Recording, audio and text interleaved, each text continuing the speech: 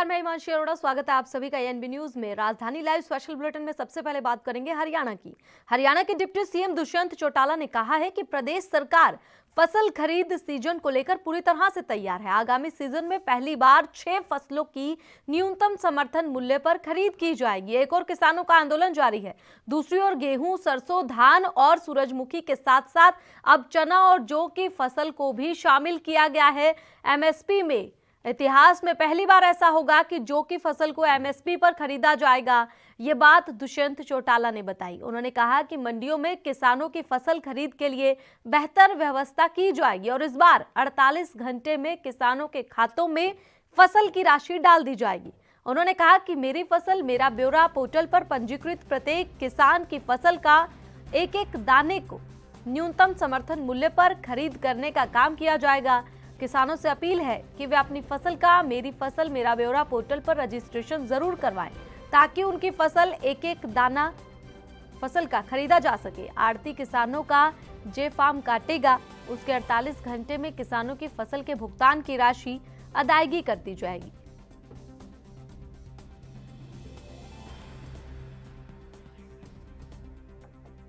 और ज्यादा जानकारी देने के लिए हमारे साथ रिपोर्टर अभिषेक जुड़ गए। अभिषेक, आपसे जानना चाहेंगे, एक और किसानों का आंदोलन जारी है, दूसरी ओर अब दुष्यंत चौटाला ने यह बड़ा ऐलान किया है, तो इस पर किसानों का क्या कुछ कहना है? जी बिल्कुल, देखिए कहीं ना कहीं जो फसल है उसकी जो खेती करते हैं उनके लिए देखिए ये बड़ा ऐलान जो है हरियाणा सरकार की ओर से जो किया गया है। उप मुख्यमंत्री दुष्यंत चौटाला ने साफ तौर पे ये कहा कि इतिहास में जो पहली बार जो जौ की फसल है वो एमएसपी पे खरीदी जाएगी।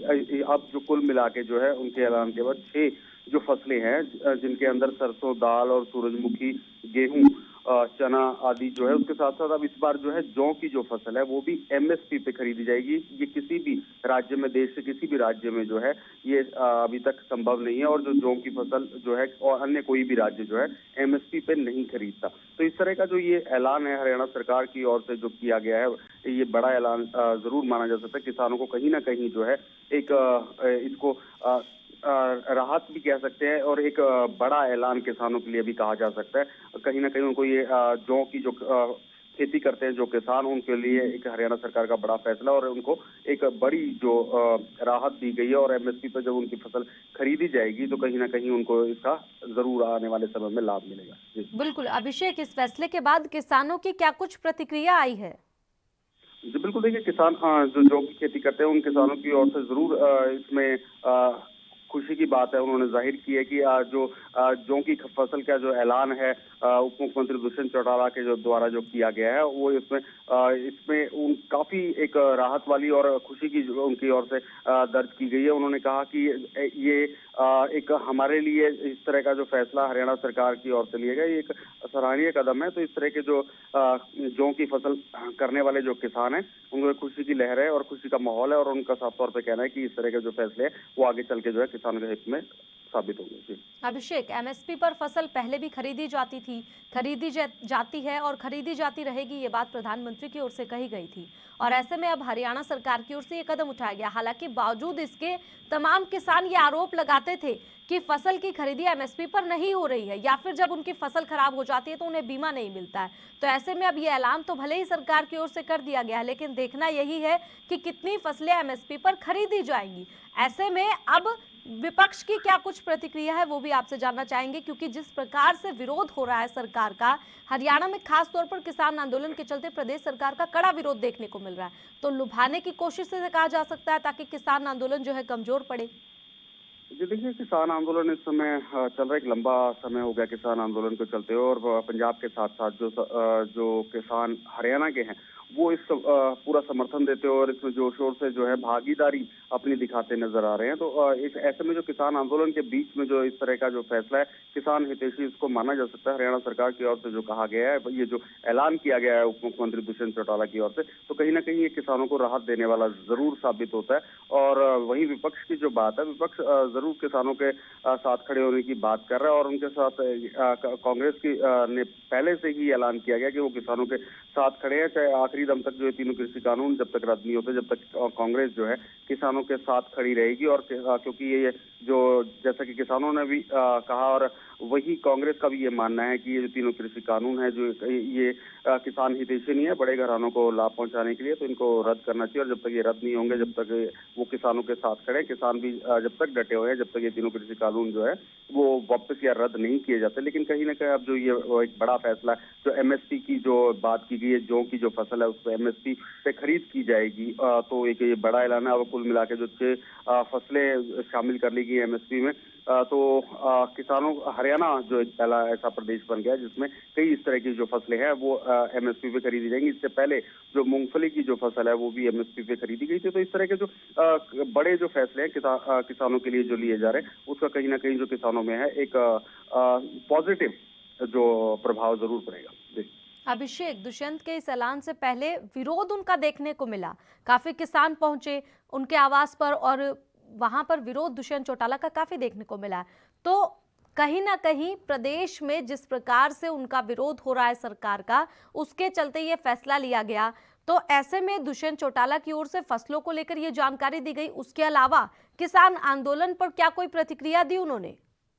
बिल्कुल, देखिए जो अब किसान आंदोलन में जरूर जननायक जनता पार्टी का के नेताओं का, कईयों का विरोध देखने को मिला है, क्योंकि जो जननायक जनता पार्टी के जो दुष्यंत चौटाला जो नेता या इस समय जो उप मुख्यमंत्री हैं प्रदेश में, वो जो चौधरी देवीलाल जो थे, जो किसानों के मसीहा कहे जाते हैं, उनके जो वंशज हैं, तो इसका किसान आंदोलन का जरूर उनको विरोध झेलना पड़ा, क्योंकि उन्होंने हमेशा किसान कमेरों की जो है लड़ाई और बात उठाई है जो चौधरी देवीलाल ने। तो उस और जो जननायक जनता पार्टी के जो ज्यादातर जो तमाम जो विधायक हैं वो कृषि क्षेत्रों से जीतकर यहाँ पर विधानसभा, हरियाणा विधानसभा तक पहुंचे हैं, तो इसका विरोध जरूर उनको करना पड़ा। लेकिन उप मुख्यमंत्री दुष्यंत चौटाला ने बार बार ये ऐलान किया कि एमएसपी जो है वो खत्म नहीं होगी, और एमएसपी पे ज्यादा से ज्यादा जो फसलें खरीदने का जो कार्य है वो हरियाणा सरकार की ओर से किया जाएगा। और वहीं जो मंडियों की बात भी उन्होंने ऐलान किया था कि मंडियां भी जो है हरियाणा में खत्म नहीं होंगी, और ये और मंडियां स्थापित की जाएंगी और मंडियां जो है वो मजबूत की जाएंगी।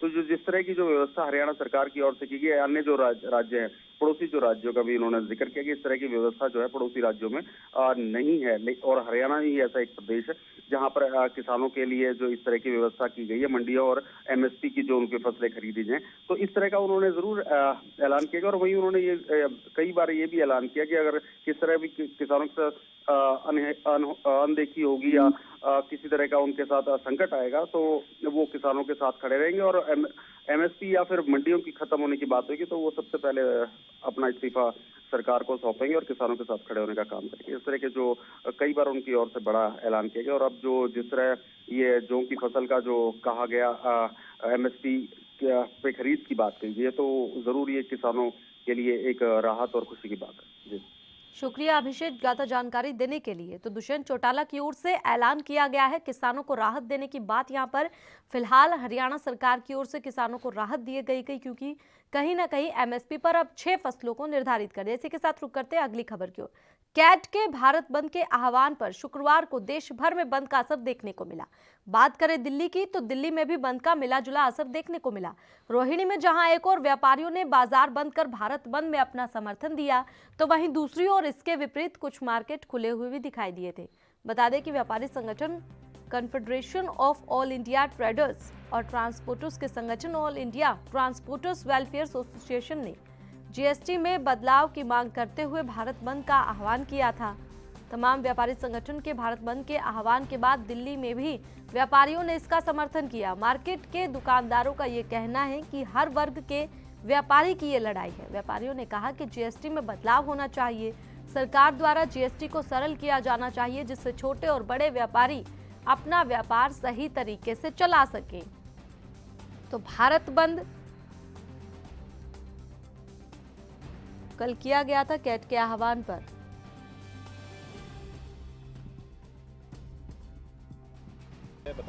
जीएसटी के विरोध में हमने कैट का आह्वान किया है, भारत बंद का। और हम अपनी मार्केट का, रोहिणी फेडरेशन का, मैं अध्यक्ष हूँ रोहिणी फेडरेशन का भी, हमने इस आह्वान का सहयोग किया, समर्थन किया है। और कैट के समर्थन में हमने अपनी मार्केट बंद रखने का पूरा निर्णय लिया है। और उसी निर्णय के आधार पर हमारे सभी दुकानदारों ने शट डाउन में सहयोग किया है। मांगे आप लोग? हमारी मांग ये है कि हम लोग इतने साल जब से जीएसटी आया इसमें रोज नई से नई प्रावधान आते जा रहे हैं। हम जीएसटी के थ्रू चलना चाहते हैं, लेकिन सरकार कुछ ना कुछ इसमें प्रावधान ऐसे कठिनाई डाल रही है जो हमें मजबूर हो गए सब विरोध करना पड़ रहा है। इसको सरल कर देंगे तो और बढ़िया चीज़ है हमारे लिए, हम और आराम से व्यापार कर सकते हैं। अदरवाइज नहीं तो कठिनाइयों में व्यापार नहीं चल सकते। कोरोना काल वैसे चल रहा था, उसमें पहले व्यापार खत्म हो गया। आज ये नया प्रावधान इन्होंने हमारे पर लागू करना चाह रहे हैं और कठिनाई पे कठिनाई बढ़ाए जा रहे हैं। इसको सरल किया जाए, सरल किया जाए, सरल किया जाए।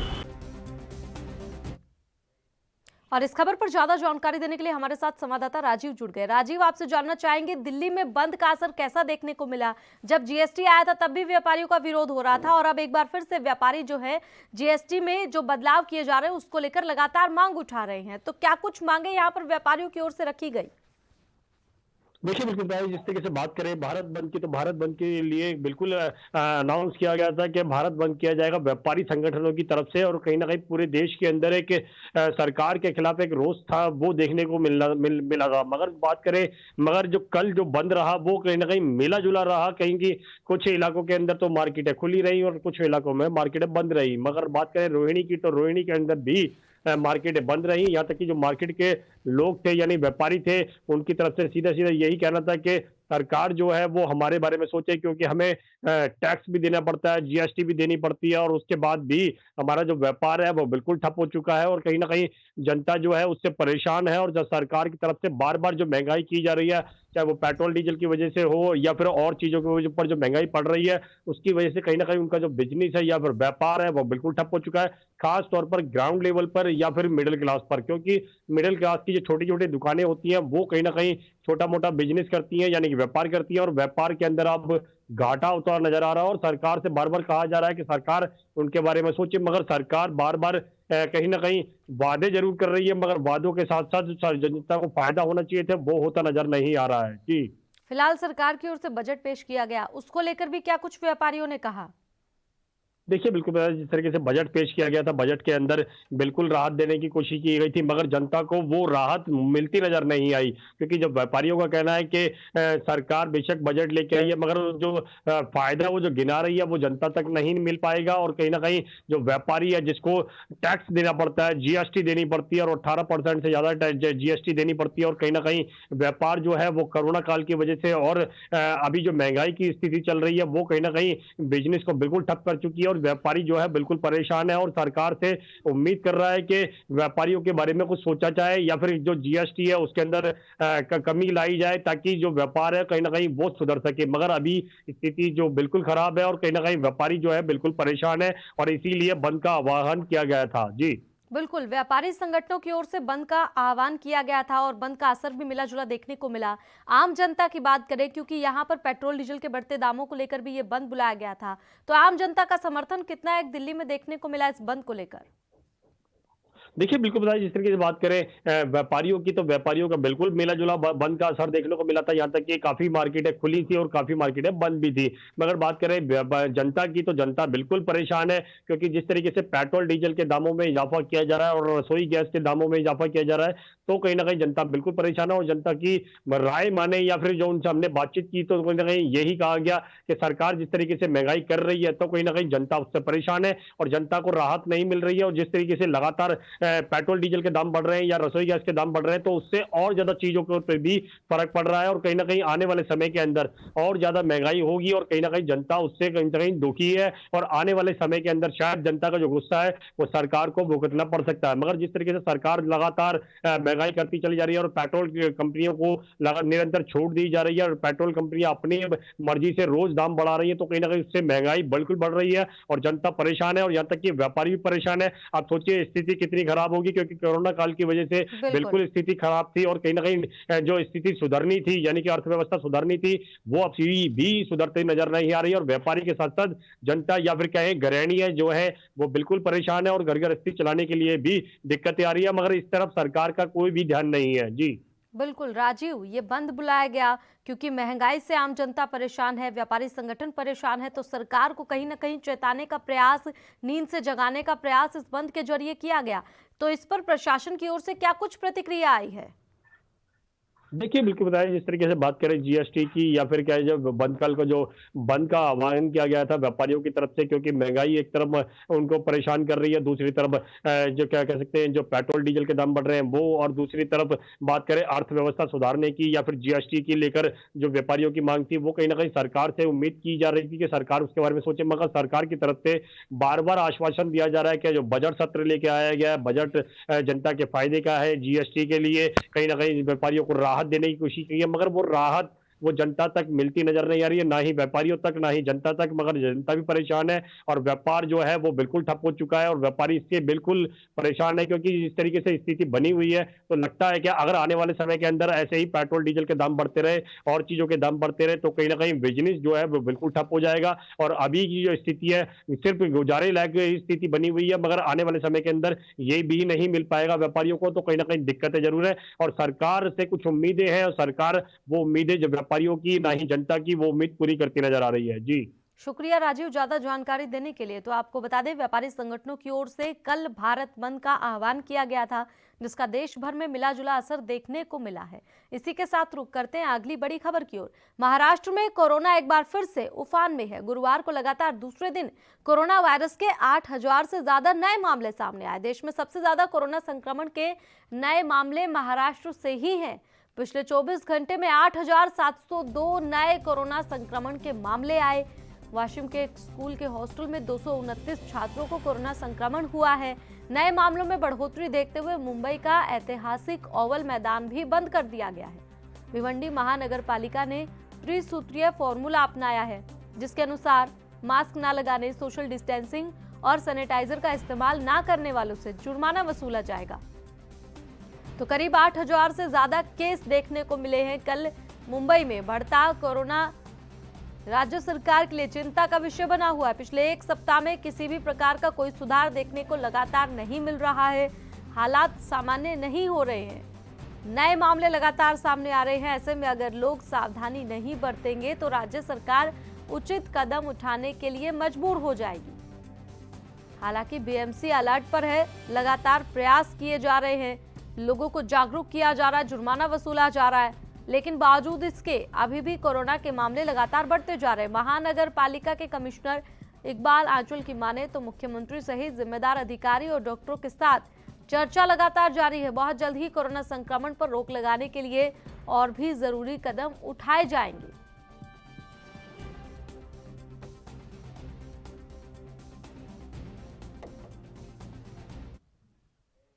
खबर पर ज्यादा जानकारी देने के लिए मुरारी सिंह हमारे साथ संवाददाता लाइव जुड़ गए हैं। मुरारी सिंह, आपसे जानना चाहेंगे, मामले लगातार बढ़ रहे कोरोना के, क्या कुछ प्रशासन की ओर से अब एहतियात उठाई जा रही है?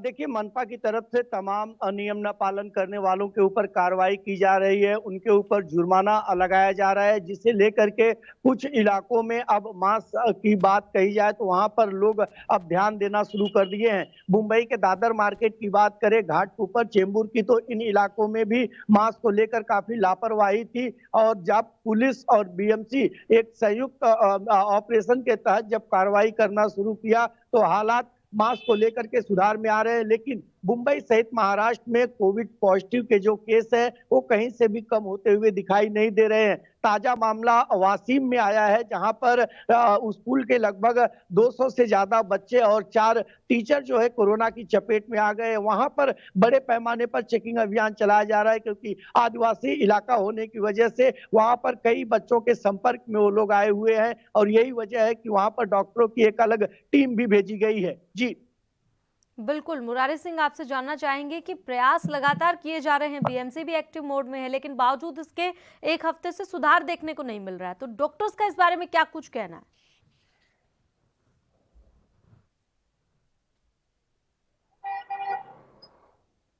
मुरारी, आप तक मेरी आवाज पहुंच रही है?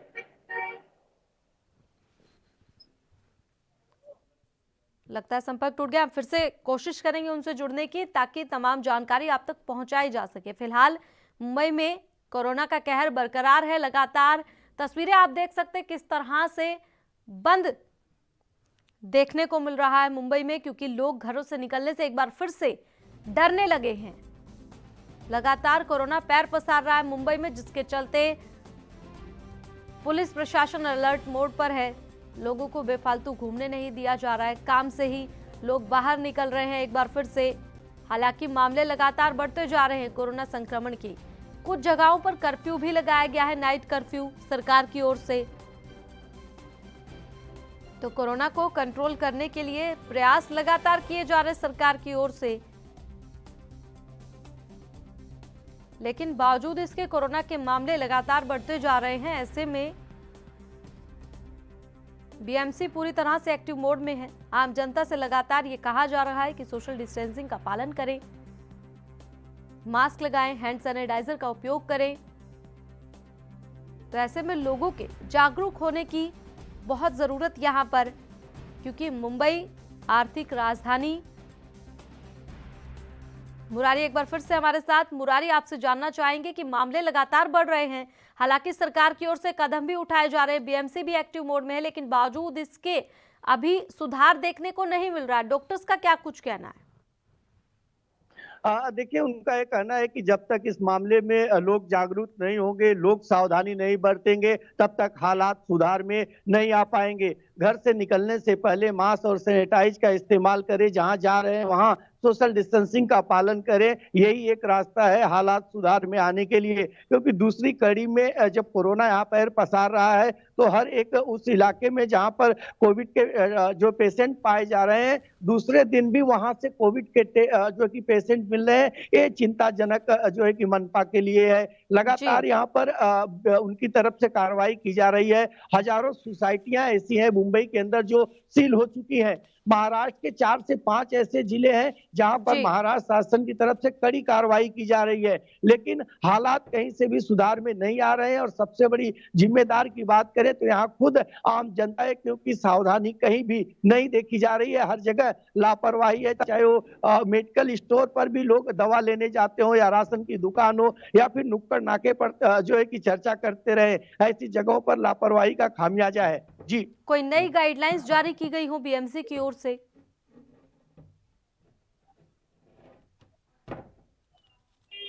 मुरारी सिंह, क्या आपको आवाज मिल रही है? लगता है संपर्क टूट गया है। शुक्रिया हमारे साथ जुड़ने के लिए, ज्यादा जानकारी देने के लिए। तो मुंबई में कोरोना का कहर लगातार जारी है। इसी के साथ रुक करते हैं अगली खबर की ओर। बीते 3 दिनों से छत्तीसगढ़ महाराष्ट्र के सीमावर्ती जिले नारायणपुर, कांकेर और गढ़चिरौली के सरहदी क्षेत्र में नक्सलियों के खिलाफ डीआरजी, एसटीएफ, बीएसएफ और आईटीबीपी के संयुक्त अभियान के अंतर्गत अलग अलग टीम सर्चिंग पर रवाना है। सर्चिंग के दौरान ग्राम बरमचोला, कुदुलपार, कुचुमपेटा, टेकमेटा और कुकुर गांव के जंगल पहाड़ियों में माओवादियों और पुलिस के बीच मुठभेड़ हुई है। इस दौरान पुलिस ने कई माओवादियों के कैंप को ध्वस्त किया है। इस दौरान कैंप से विस्फोटक पदार्थ, tiffin bomb, pipe bomb, wire, नक्सली वर्दी, दवाइयां, नक्सली साहित्य, बैनर, पोस्टर, पिट्ठू, प्रशिक्षण सामान, बर्तन और अन्य कैंप के साथ साथ दैनिक उपयोगी सामान भारी मात्रा में बरामद किया है। मौके पर माओवादियों के 7 कैंप को ध्वस्त कर दिया गया है। पुलिस और नक्सली मुठभेड़ में कुछ माओवादियों के मारे जाने की और कुछ के घायल होने की संभावना है। बता दें कि माओवादियों के संभावित जगह पर सुरक्षा बलों द्वारा सर्चिंग अभियान लगातार चलाया जा रहा है।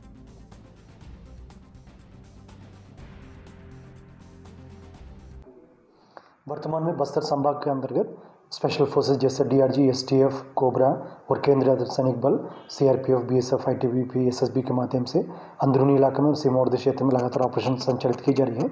इस सिलसिला में 3 दिन पहले छत्तीसगढ़ और महाराष्ट्र के जो बॉर्डर में कांकेर एवं नारायणपुर से डीआरजी, एसटीएफ, आईटीबीपी और बीएसएफ का बल एक अभियान के लिए रवाना किए गए थे।